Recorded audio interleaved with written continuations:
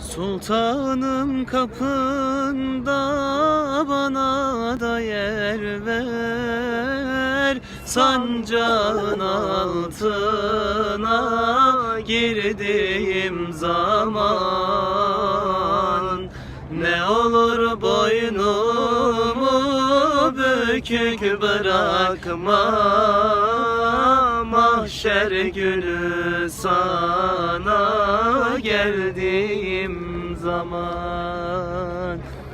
Ne olur boynumu bükük bırakma, mahşer günü sana geldiğim zaman. Çözülür dizimin bağı çözülür, sultanım ismini andığım zaman. Gözyaşlarım sıra sıra dizilir, İsmini ağzıma aldığım zaman. Ezilir bedenim, ruhum ezilir, sultanım ismini andığım zaman. Sultanım kapında bana da yer ver, sancağın altına girdiğim zaman. Ne olur boynumu bükük bırakma, mahşer günü sana geldiğim zaman. Resul hasretiyle düştüm yollara, içimde dertlerim, gönlümde yara. Gözyaşımla vardım ben o diyara, gittim Medine'yi seyran eyledim.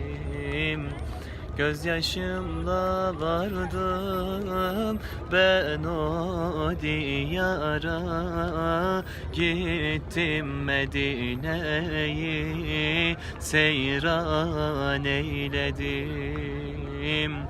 Cennetül Baki'de gözlerim doldu, gönlümde açılan güllerim soldu. Bütün gördüklerim bir hayal oldu, gittim Medine'yi seyran eyledim. Gördüm ki nur yar yüce Ravza'ya, Uhud dağı kucak açmış havzaya. Düşmüşüz hasreti zor bir sevdaya, gittim Medine'yi seyran eyledim. Yanar ışıkları nur ala nurdur, hasret ile yanmak ne kadar zordur. Öyle bir hasret ki sönmeyen kordur, gittim Medine'yi seyran eyledim. Öyle bir hasret ki sönmeyen kordur, gittim Medine'yi seyran eyledim. Ala Resulina Muhammedin salavat. Olur. Bir dem gelir söyleyemez, bir sözü şerh eyleyemez. Bir dem gelir söyleyemez, bir sözü şerh eyleyemez. Bir dem gelir şadan olur, bir dem gelir giryan olur. Birden sanarsın kış gibi, şol zemheri olmuş gibi.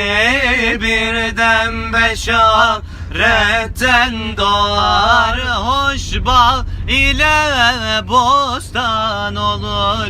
Bir dem gelir şadan olur, bir dem gelir giryan olur. Birden sanarsın kış gibi, şol zemheri olmuş gibi. Birden beşaretten doğar, hoş bağ ile bostan olur.